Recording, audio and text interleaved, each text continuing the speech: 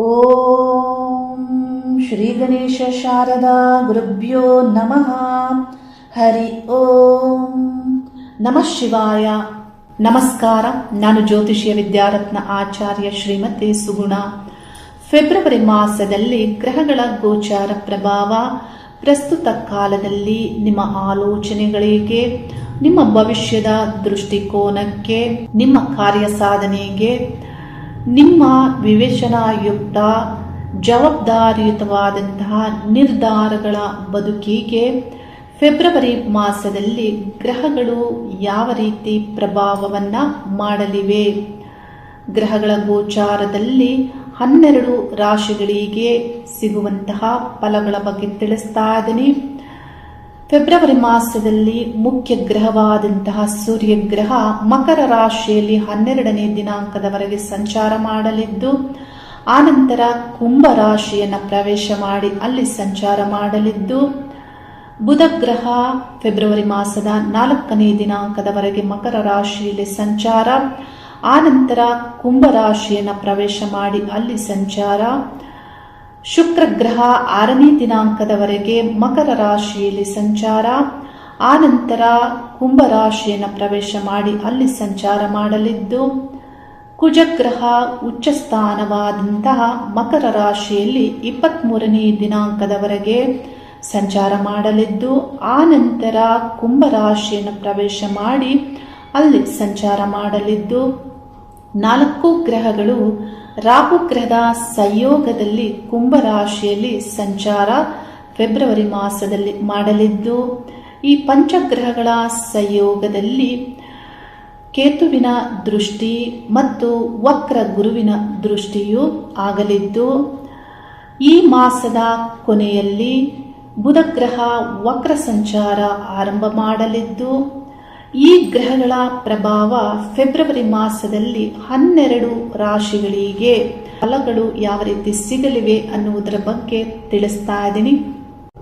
ಕುಂಭ ರಾಶಿಯವರಿಗೆ ಫೆಬ್ರವರಿ ಮಾಸದಲ್ಲಿ ಜನ್ಮ ರಾಶಿಯಿಂದ 12ನೇ ಸ್ಥಾನದಲ್ಲಿ ಚತುರ್ಗ್ರಹಗಳ ಸಂಚಾರ ಆಗ್ತಾ ಇರೋದ್ರಿಂದ ಆ ಸ್ಥಾನವು ವ್ಯಯಸ್ಥಾನ ಆಗಿರೋದ್ರಿಂದ ನಿಮ್ಮ ಕೆಲಸ ಕಾರ್ಯಗಳಲ್ಲಿ ವಿಳಂಬ ಆಗ್ತಾ ಇರುತ್ತೆ. ಏಕೆಂದ್ರೆ ಸಪ್ತಮಾಧಿಪತಿಯಾದಂತಹ ಸೂರ್ಯಗ್ರಹ ವ್ಯಾಪಾರ ವ್ಯವಹಾರಗಳಲ್ಲಿ ಅಡೆತಡೆಗಳು, ವಿಘ್ನಗಳು, ಹಾಗೆ ದಶಮಾಧಿಪತಿಯಾದಂತಹ ಕುಜಗ್ರಹ 12ನೇ ಸ್ಥಾನದಲ್ಲಿ ಸಂಚಾರ ಆಗ್ತಾ ಇರೋದ್ರಿಂದ ಮುಖ್ಯ ಯಾವುದೇ ಒಂದು ಕೆಲಸ ಕಾರ್ಯಗಳಲ್ಲಾಗ್ಬೋದು, ನಿಮ್ಮ ಉದ್ಯೋಗದಲ್ಲಿ ಆಗ್ಬೋದು, ಬಹಳಷ್ಟು ಸಮಸ್ಯೆಗಳನ್ನ ನೀವು ಎದುರಿಸ್ತಾ ಇರ್ತೀರಾ. ಇಲ್ಲಿ ಈ ಗ್ರಹಗಳು ಅಶುಭ ಫಲವನ್ನ 12ನೇ ಸ್ಥಾನದಲ್ಲಿ ನೀಡ್ತಾರೆ. ವಿಳಂಬ ಆಗುವಂಥದ್ದು, ಇತರರಿಂದ ತೊಂದರೆ ಆಗುವಂಥದ್ದು, ನಿರಾಶೆ ಆಗುವಂಥದ್ದು, ಸೋಲು ಆಗುವಂಥದ್ದು, ಭಯ ಆತಂಕಕ್ಕೆ ಒಳಗಾಗುವುದು, ಒತ್ತಡಗಳಿಗೆ ಒಳಗಾಗುವುದು, ಈ ರೀತಿ ಈ ಗ್ರಹಗಳ ಪ್ರಭಾವವು ಇಲ್ಲಿ ಆಗ್ತಾ ಇರೋದ್ರಿಂದ ಸ್ವಲ್ಪ ಮಟ್ಟಿಗೆ ಪ್ರಾರಂಭದಲ್ಲಿ ಮೊದಲನೇ 1 ವಾರ ಹೆಚ್ಚಿನ ಬೇಸರ ಇರುತ್ತೆ. ಇನ್ನು ಹೊರಗಿನ ಸ್ಥಾನವಾದಂತಹ ಅಲ್ಲಿ ಈ ಗ್ರಹಗಳ ಸಂಚಾರ ಆಗ್ತಾ ಇರೋದ್ರಿಂದ ವಾಹನ ಸ್ಥಾನಾಧಿಪತಿಯಾದಂತಹ ಶುಕ್ರ ಗ್ರಹ, ವಾಹನಕಾರಕ ಶುಕ್ರ ಗ್ರಹ, ಅಷ್ಟಮಾಧಿಪತಿಯಾದಂತಹ ಬುಧ ಗ್ರಹ, ಈ ಗ್ರಹಗಳೊಂದಿಗೆ ಇಲ್ಲಿ ಸಂಚಾರ ಆಗ್ತಾ ಇರೋದ್ರಿಂದ ಪ್ರಾರಂಭದ 1 ವಾರ ನಿಮ್ಮ ದೂರ ಪ್ರಯಾಣದಲ್ಲಿ, ವಾಹನದಲ್ಲಿ ಬಹಳ ಎಚ್ಚರಿಕೆಗಳನ್ನ ತೆಗೆದುಕೊಳ್ಬೇಕಾಗತ್ತೆ. ಇನ್ನು 6ನೇ ದಿನಾಂಕ ಶುಕ್ರ ಗ್ರಹ ನಿಮ್ಮ ಜನ್ಮ ರಾಶಿಯನ್ನ ಪ್ರವೇಶಿಸ್ತಾರೆ. ಬುಧ ಗ್ರಹ 4ನೇ ದಿನಾಂಕ ನಿಮ್ಮ ಜನ್ಮ ರಾಶಿಯನ್ನ ಪ್ರವೇಶಿಸ್ತಾರೆ. ಇಲ್ಲಿ ಈಗಾಗಲೇ ರಾಹು ಗ್ರಹದ ಸಂಚಾರ ಆಗ್ತಾ ಇರೋದ್ರಿಂದ ನಿಮಗೆ ಇಲ್ಲಿ ರಾಹುವಿನ ಪ್ರಭಾವದೊಂದಿಗೆ ಶುಕ್ರ ಗ್ರಹ ಮತ್ತು ಬುಧ ಗ್ರಹಗಳ ಪ್ರಭಾವವೂ ಆಗುತ್ತೆ. ಅಂದ್ರೆ ಮೊದಲನೇ ವಾರದಲ್ಲೇ ಈ ಗ್ರಹಗಳು ನಿಮ್ಮ ಜನ್ಮ ರಾಶಿಯನ್ನ ಪ್ರವೇಶಿಸ್ತಾರೆ. ಶುಕ್ರ ಚತುರ್ಥಾಧಿಪತಿಯಾಗಿ ಮನೆ, ವಾಹನ, ಆಸ್ತಿ, ಭೂಮಿ, ಮಾತೃ ನೆಮ್ಮದಿ ಈ ಸಂಬಂಧಪಟ್ಟಂತೆ ಒಳ್ಳೆ ಫಲಗಳನ್ನ ನೀಡಬೇಕು. ಹಾಗೆ ಬುಧ ಗ್ರಹ ಪಂಚಮಾಧಿಪತಿಯಾಗಿ ಒಳ್ಳೆ ಫಲಗಳನ್ನ ನೀಡಬೇಕು. ಇಲ್ಲಿ ಶುಕ್ರ ಗ್ರಹ ಭಾಗ್ಯಾಧಿಪತಿಯಾಗಿ ಅದೃಷ್ಟದ ಫಲಗಳನ್ನ ನೀಡಬೇಕು. ಆದ್ರೆ ಈ ಗ್ರಹಗಳು ರಾಹುವಿನ ಪ್ರಭಾವಕ್ಕೆ ಒಳಗಾಗೋದ್ರಿಂದ ಕೆಲವು ವಿಷಯಗಳಲ್ಲಿ ಭ್ರಮೆ ಆಗ್ಬಹುದು, ದ್ವಂದ್ವತೆ ಆಗ್ಬಹುದು. ನಿಮಗೆ ಈ ವಿಷಯಗಳ ಬಗ್ಗೆ ಬಹುದೊಡ್ಡ ಬೇಡಿಕೆಗಳನ್ನ ಬೇರೆಯವರಿಗೆ ಇಡಬಹುದು. ಅಂದ್ರೆ ಆಸ್ತಿ, ಮನೆ, ಈ ವಿಷಯಗಳಲ್ಲಿ ಬೇಡಿಕೆಯನ್ನೇನಾದ್ರೂ ಇಡಬಹುದು. ವಾಹನದ ಬಗ್ಗೆ ಈ ರೀತಿ ರಾಹು ಪ್ರಭಾವವು ಈ ಗ್ರಹಗಳ ಮೇಲೆ ಆಗಲಿದೆ. ಮನಶಾಂತಿ ಅಂದ್ರೆ ಶಾಂತಿಗೆ ಸಂಬಂಧಪಟ್ಟಂತೆ ಇಲ್ಲಿ ಬಹುಗ್ರಹಗಳ ಸಂಚಾರ ನಿಮ್ಮ ಜನ್ಮ ರಾಶಿಯಲ್ಲಿ ಆಗೋದ್ರಿಂದ ನಿಮಗೆ ಶಾಂತಿ ಕಡಿಮೆ ಇರುತ್ತೆ. ಯಾಕಂದ್ರೆ 12ನೇ ದಿನಾಂಕವೇ ಸೂರ್ಯಗ್ರಹ, ಸಪ್ತಮಾಧಿಪತಿ ಸೂರ್ಯಗ್ರಹ ಜನ್ಮ ರಾಶಿಯನ್ನ ಪ್ರವೇಶಿಸ್ತಾರೆ. ಹಾಗಾಗಿ ನಿಮ್ಮ ಒಂದು ಆರೋಗ್ಯ, ಮನಸ್ಸಿನ ಆರೋಗ್ಯದ ಮೇಲೆಯೂ ಈ ಗ್ರಹಗಳ ಪ್ರಭಾವ ಆಗುತ್ತೆ. ದೇಹ ಸೌಖ್ಯ ಕಡಿಮೆ ಅನ್ನೋದನ್ನ ಸೂಚಿಸುತ್ತೆ.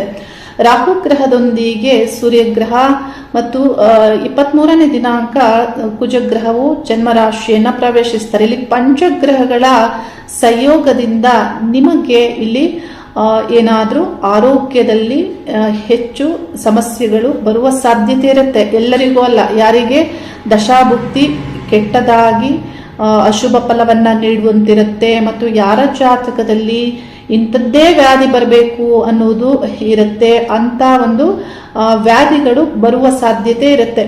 ಅಂದ್ರೆ ಇಲ್ಲಿ ಈ ಗ್ರಹಗಳ ಸಂಯೋಗ ರಾಹು ಪ್ರಭಾವದಿಂದ ರಕ್ತದೋಷಗಳು, ಅಂದ್ರೆ ಯಾವುದೇ ಒಂದು ಇನ್ಫೆಕ್ಷನ್ಸ್ ಆಗ್ಬಹುದು, ಅಂದ್ರೆ ಜ್ವರ ಬರುವಂತದ್ದು, ಅಂದ್ರೆ ಅಗ್ನಿಗ್ರಹಗಳ ಸಂಚಾರವು ಆಗ್ತಾ ಇರೋದ್ರಿಂದ, ಹೃದಯಕಾರಕ ಸೂರ್ಯಗ್ರಹ ರಾಹು ಸಂಬಂಧದಲ್ಲಿ ಇರೋದ್ರಿಂದ ಹೃದಯ ಸಮಸ್ಯೆಗಳು ಬರ್ಬೋದು. ಈ ರೀತಿ ಇಲ್ಲಿ ಈ ಗ್ರಹಗಳ ಪ್ರಭಾವದಿಂದ ಆರೋಗ್ಯದ ಮೇಲೆ ಇಲ್ಲಿ ಹೆಚ್ಚು ಪ್ರಭಾವವನ್ನ ಮಾಡ್ತವೆ. ಇನ್ನು ಉದ್ವೇಗಕ್ಕೆ ಒಳಗಾಗುವುದು, ಕೋಪ ಬರುವುದು, ಇದರಿಂದ ಏನಾಗುತ್ತೆ, ಉದ್ವೇಗಕ್ಕೆ ಸಂಬಂಧಪಟ್ಟಂತಹ ಇಲ್ಲಿ ಸಮಸ್ಯೆಗಳು, ರಕ್ತದೋಷಗಳು ಬರುತ್ತೆ.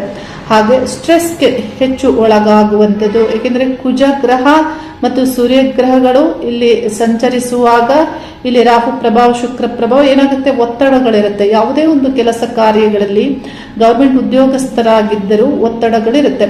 ಇನ್ನು ಸೂರ್ಯಗ್ರಹ, ಕುಜಗ್ರಹಗಳ ಸಂಚಾರ ಮುಖ್ಯವಾಗಿ ಮಿಲಿಟರಿ ಸಂಬಂಧಪಟ್ಟಂತಹ, ಪೊಲೀಸ್ ಡಿಪಾರ್ಟ್ಮೆಂಟ್, ಉನ್ನತ ಅಧಿಕಾರ ಯೋಗದಲ್ಲಿರುವಂತಹ ವ್ಯಕ್ತಿಗಳಿಗೆ ಈ ಗ್ರಹಗಳು ಬಹಳ ಎನರ್ಜೆಟಿಕ್ ಆಗಿ ಕೆಲಸ ಮಾಡುವಂತೆ ಈ ಗ್ರಹಗಳ ಪ್ರಭಾವ ಆಗುತ್ತೆ.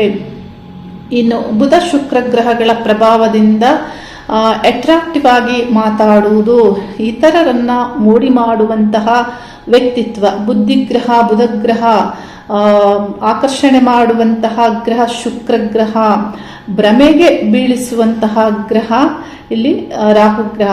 ಈ ಮೂರು ಗ್ರಹಗಳ ಸಂಬಂಧದೊಂದಿಗೆ ಇಲ್ಲಿ ಧೈರ್ಯವನ್ನ ನೀಡುವ ಗ್ರಹಗಳು, ಆತ್ಮವಿಶ್ವಾಸವನ್ನು ನೀಡುವ ಕುಜ ಮತ್ತು ಸೂರ್ಯ ಗ್ರಹಗಳ ಈ ಸಂಯೋಗ ಇಲ್ಲಿ ಯೂನಿಕ್ ಆಗಿ ವಿಶಿಷ್ಟ ರೂಪದ ಒಂದು ಬದಲಾವಣೆ, ನಿಮ್ಮಲ್ಲಿ ಬದಲಾವಣೆ ಆಗಬಹುದು, ಅಥವಾ ಯಾವುದೇ ಒಂದು ವಿಷಯಗಳಲ್ಲಿ ವ್ಯಕ್ತಪಡಿಸುವಿಕೆ ಆಗ್ಬಹುದು, ಬುದ್ಧಿವಂತಿಕೆ ಆಗ್ಬಹುದು, ಆಕರ್ಷಣೆ ಮಾಡುವಂತಹ, ಇತರರನ್ನ ಆಕರ್ಷಿಸುವಂತಹ ಟ್ಯಾಲೆಂಟ್ ಆಗ್ಬಹುದು. ಇವುಗಳನ್ನ ಈ ಗ್ರಹಗಳು ಇಲ್ಲಿ ನೀಡುತ್ತಾರೆ. ಯಾವುದೇ ಗ್ರಹ ಆದರೂ ಪಾಸಿಟಿವ್ ನೆಗೆಟಿವ್ ಇದ್ದೇ ಇರುತ್ತೆ. ಕೆಲವು ವಿಷಯದಲ್ಲಿ ಒಳ್ಳೆಯದು, ಕೆಲವು ವಿಷಯದಲ್ಲಿ ಕೆಟ್ಟದಾಗುವಂತೆ ಇಲ್ಲಿ ಗ್ರಹಗಳ ಪ್ರಭಾವ ಇರುತ್ತೆ. ಮೈಂಡ್ಫುಲ್ ಆಲೋಚನೆಗಳು ಬುದ್ಧಿಗ್ರಹ ಬುಧಗ್ರಹ ಇಲ್ಲಿ ಸಂಚಾರ ಆಗ್ತಾ ಇರೋದ್ರಿಂದ, ಇನ್ನು ಬುಧಗ್ರಹ ಮಾಸದ ಕೊನೆಯಲ್ಲಿ 26ನೇ ದಿನಾಂಕದಿಂದ ವಕ್ರ ಸಂಚಾರ ಆಗೋದ್ರಿಂದ ನಿಮ್ಮ ಆಲೋಚನೆಗಳಲ್ಲಿ ಸ್ವಲ್ಪ ದ್ವಂದ್ವತೆ ಉಂಟಾಗುತ್ತೆ. ರಿಪೀಟೆಡ್ ಆಗಿ ನೀವು ಮಾಡಿದ ಕೆಲಸ ಮತ್ತೆ ಮಾಡಬೇಕಾಗಿ ಬರಬಹುದು. ಮತ್ತೆ ಯೋಚನೆ ಮಾಡುವಂತಹ ವಿಷಯಗಳು, ಗ್ರಹಿಸುವಂತಹ ವಿಷಯಗಳು ಸರಿ ಇಲ್ಲದೆ ಇರಬಹುದು. ಮತ್ತೆ ಮರುಪರಿಶೀಲನೆ ಮಾಡಿಕೊಳ್ಳುವಂತಹ ಸಂದರ್ಭಗಳು ಉಂಟಾಗುವಂತೆ ಇಲ್ಲಿ ಬುಧ ಗ್ರಹದ ಪ್ರಭಾವ ಆಗುತ್ತೆ. ನಿಮ್ಮ ಕೆಲಸ ಕಾರ್ಯಗಳಲ್ಲಿ ಈ 5 ಗ್ರಹಗಳ ಸಂಯೋಗ ಇಲ್ಲಿ ಮಿಕ್ಸ್ ಫಲವನ್ನ ನೀಡುತ್ತೆ. ವ್ಯಾಪಾರ ವ್ಯವಹಾರದಲ್ಲಿ ಒಳ್ಳೆ ಫಲಗಳನ್ನ ಇಲ್ಲಿ ಸಪ್ತಮಾಧಿಪತಿಯಾದಂತಹ ಸೂರ್ಯಗ್ರಹ ನೀಡಿದರೂ ಇಲ್ಲಿ ಹಣ ಬರುವುದಕ್ಕೆ ಕಷ್ಟ ಆಗುತ್ತೆ, ವಿಳಂಬ ಆಗುತ್ತೆ. ಏಕೆಂದ್ರೆ ಧನಸ್ಥಾನಾಧಿಪತಿಯಾದಂತಹ ಗುರುಗ್ರಹ ವಕ್ರ ಸಂಚಾರ ಆಗ್ತಾ ಇರೋದ್ರಿಂದ, ಇನ್ನು ವಿದ್ಯಾರ್ಥಿಗಳಿಗೆ ವಿದ್ಯೆ ಸಂಬಂಧಪಟ್ಟಂತೆ ಬುಧಗ್ರಹ ಮತ್ತು ಶುಕ್ರ ಗ್ರಹ ಜನ್ಮ ರಾಶಿಯಲ್ಲಿ ಸಂಚರಿಸುವಂತಹ ಕಾಲ ಆಗಿರೋದ್ರಿಂದ ಒಳ್ಳೆ ಫಲವನ್ನ ನೀಡುತ್ತಾರೆ. ಸಪ್ತಮಾಧಿಪತಿಯಾದಂತಹ ಸೂರ್ಯಗ್ರಹ ಜನ್ಮರಾಶಿಯಲ್ಲಿ ಸಂಚರಿಸೋದ್ರಿಂದ ಪಾರ್ಟ್ನರ್ ಪಾಲುದಾರರೊಂದಿಗೆ ಡಿಮಾಂಡ್ ಮಾಡುವುದು, ಅಧಿಕಾರಯುತವಾಗಿ ನಡೆದುಕೊಳ್ಳುವುದು, ಅವರೊಂದಿಗೆ ಅಹಂ ಮಾತಾಡುವುದು, ಅಂದ್ರೆ ಡಾಮಿನೇಟ್ ಮಾಡುವುದು, ನನ್ನದೇ ನಡಿಬೇಕು ಅನ್ನುವಂತಹ ಮನಸ್ಥಿತಿ ನಿಮ್ಮಲ್ಲಿ, ಈ ರೀತಿ ಈ ಗ್ರಹಗಳ ಪ್ರಭಾವ ಇದೆ. ರಹಸ್ಯ ವಿಷಯಗಳು ಸಡನ್ ಆಗಿ ಏನಾದರೂ ಆಗ್ಬಹುದು. ರಹಸ್ಯ ವಿಷಯಗಳ ಬಗ್ಗೆ ಬೇರೆಯವರಿಗೆ ನೀವು ಅದರ ಬಗ್ಗೆ ಬೇಡಿಕೆ ಇಡಬಹುದು, ಯಾಕಂದ್ರೆ ಇಲ್ಲಿ ರಾಹು ಪ್ರಭಾವ ಆಗೋದ್ರಿಂದ. ಚತುರ್ಥಾಧಿಪತಿಯಾದಂತಹ ಶುಕ್ರ ಗ್ರಹ ಜನ್ಮ ರಾಶಿಯಲ್ಲಿ ಸಂಚರಿಸುವಾಗ ಭೂಮಿ, ವಾಹನ ಸಂಬಂಧಪಟ್ಟಂತೆ ಆಸ್ತಿ, ಈ ಸಂಬಂಧಪಟ್ಟಂತೆ ಒಳ್ಳೆ ಫಲಗಳನ್ನ ನೀಡಬೇಕು. ಆದರೆ ಈ ವಿಷಯಗಳಿಗೂ ಏನಾದರೂ ಡಿಮಾಂಡ್ ಮಾಡುವಂತೆ, ಏಕೆಂದ್ರೆ ಇಲ್ಲಿ ರಾಹು ಗ್ರಹದ ಪ್ರಭಾವ. ಹಾಗೆ ಇವುಗಳಲ್ಲಿ ನಿಮಗೆ ಯೋಗದ ಫಲವನ್ನ ನೀಡಿದರೂ ತೃಪ್ತಿ ಇರೋದಿಲ್ಲ. ಅಂದ್ರೆ ಇಲ್ಲಿ ಎಷ್ಟಿದ್ರೂ ತೃಪ್ತಿ ಇಲ್ಲ ಅನ್ನುವಂತೆ ರಾಹು ಪ್ರಭಾವ ಆಗುತ್ತೆ. ಯಾವುದೇ ರಿಲೇಶನ್ಶಿಪ್ ಅಲ್ಲಿ ಆದ್ರೂ ನಿಮಗೆ ತೃಪ್ತಿ ಇಲ್ಲದಂತೆ ಈ ಗ್ರಹದ ಪ್ರಭಾವವು ಆಗುತ್ತೆ. ಇನ್ನು ಮಾತೃ ಸಂಬಂಧಪಟ್ಟಂತೆ ಚತುರ್ಥ ಸ್ಥಾನಾಧಿಪತಿ ರಾಶಿಯಲ್ಲಿ ಸಂಚರಿಸುವಾಗ ತಾಯಿಯಿಂದಲೂ ಏನಾದರೂ ನಿಮಗೆ ಒಳ್ಳೆ ಸಪೋರ್ಟಿವ್ ಸಿಗುವಂತೆ, ಒಳ್ಳೆ ಗೈಡೆನ್ಸ್ ಸಿಗುವಂತೆ, ಅವರಿಂದ ಏನಾದರೂ ಲಾಭ ಆಗುವಂತೆ ಇಲ್ಲಿ ಒಳ್ಳೆ ಫಲಗಳು ದೊರೆಯುತ್ತೆ. ಆದರೆ ಧನಾಭಿವೃದ್ಧಿಯಲ್ಲಿ ಹಿನ್ನಡೆ ಆಗುತ್ತೆ. ಧನಸ್ಥಾನಾಧಿಪತಿ ಲಾಭ ಸ್ಥಾನಾಧಿಪತಿಯಾದಂತಹ ಗುರುಗ್ರಹ ವಕ್ರ ಸಂಚಾರ ಆಗ್ತಾ ಇರೋದ್ರಿಂದ ಪ್ರಯತ್ನಗಳನ್ನ ಮಾಡಿ ಹೆಚ್ಚು ಎಫರ್ಟ್ ಹಾಕಿ ಈಗ ಪ್ರಯತ್ನಿಸಿದರೂ ಬರುವಂತಹ ಹಣ ನೆಕ್ಸ್ಟ್ ಮಂತ್ ಬರಬಹುದಲ್ವಾ. ಹಾಗಾಗಿ ನಿರಂತರ ಪ್ರಯತ್ನಗಳನ್ನ ಪಡಿ ಅನ್ನೋದನ್ನ ನಾನು ತಿಳಿಸ್ತಾ ಇದ್ದೀನಿ. ಏಕೆಂದ್ರೆ ಬುಧ ಶುಕ್ರ ಗ್ರಹಗಳು ಜನ್ಮ ರಾಶಿಯಲ್ಲಿ ಸಂಚರಿಸುವಾಗ ಯೋಗದ ಫಲವನ್ನ ನೀಡಬೇಕು. ಲಕ್ಷ್ಮೀ ನಾರಾಯಣರಂತೆ ಇಲ್ಲಿ ಅಭಿವೃದ್ಧಿ ಯೋಗದ ಫಲವನ್ನ ನೀಡಬೇಕಾಗಿರುತ್ತೆ. ಆದರೆ ಇತರ ಗ್ರಹಗಳ ಸಂಯೋಗದಲ್ಲಿ ಈ ಗ್ರಹಗಳು ಸಂಚರಿಸ್ತಾ ಇರೋದ್ರಿಂದ ಫಲಗಳಲ್ಲಿ ವ್ಯತ್ಯಾಸ ಆಗುತ್ತೆ. ಇನ್ನು ಸಾಡೆ ಸಾತಿ ಕಾಲ ಆಗಿರೋದ್ರಿಂದ ಗುರು ವಕ್ರವಾಗಿ ಪಂಚಮದಲ್ಲಿ ಸಂಚರಿಸ್ತಾ ಇರೋದ್ರಿಂದ ಎಲ್ಲ ಶುಭ ಆಗಬಹುದಾದಂತಹ ವಿಷಯಗಳಲ್ಲಿ ವಿಳಂಬ ಆಗ್ತಾ ಇರುತ್ತೆ. ಸಾಡೆ ಸಾತಿ ಈ ಕಾಲ ಆಗಿರೋದ್ರಿಂದ ಶನಿಗೆ ನೀವು ಪರಿಹಾರಗಳನ್ನ ಮಾಡ್ಕೊಳ್ಬೇಕಾಗತ್ತೆ. ನಿತ್ಯ ನಿರಂತರವಾಗಿ ಹನುಮಾನ್ ಚಾಲಿಸವನ್ನ ಪಠನೆ ಮಾಡುವುದು, ನಿತ್ಯ ನಿರಂತರವಾಗಿ ನಿಮ್ಮ ಉತ್ಸಾಹ ಹೆಚ್ಚಾಗುವಂತಹ ವಿಷಯಗಳನ್ನ ಕೇಳುವುದು, ನೋಡುವುದು, ಅಂತ ಕೆಲಸ ಕಾರ್ಯಗಳನ್ನ ಮಾಡುವುದು, ನಿಮ್ಮ ಎನರ್ಜಿಯನ್ನ ನೀವೇ ಇಲ್ಲಿ ತಂದುಕೊಳ್ಬೇಕಾಗತ್ತೆ. ಎನರ್ಜೆಟಿಕ್ ಆಗಿ ಈ ಮಾಸ ನೀವು ಕೆಲಸ ಕಾರ್ಯಗಳಲ್ಲಿ ಮುಂದುವರಿಯುವಂತಹ ಶಕ್ತಿ, ಆ ಸ್ಪಿರಿಟ್, ಆ ಎನರ್ಜಿಯನ್ನ ಇಲ್ಲಿ ನಿಮಗೆ ಕುಜಗ್ರಹ ನೀಡುತ್ತಾರೆ.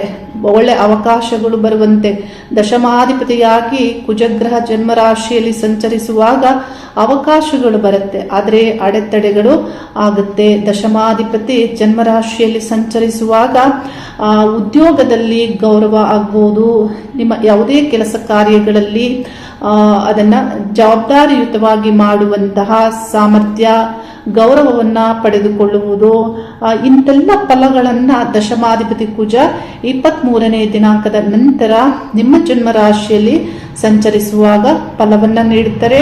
ಅದೃಷ್ಟಕ್ಕಾಗಿ ನಿಮ್ಮ ಜನ್ಮ ಜಾತಕದಲ್ಲಿ ಯಾವ ದಶಾಭುಕ್ತಿ ಕಾಲವಾಗಿರುತ್ತೆ ಆ ಗ್ರಹದ ಸಂಬಂಧಪಟ್ಟಂತೆ ನೀವು ಪರಿಹಾರಗಳನ್ನ ಮಾಡ್ಕೊಳ್ಳಿ.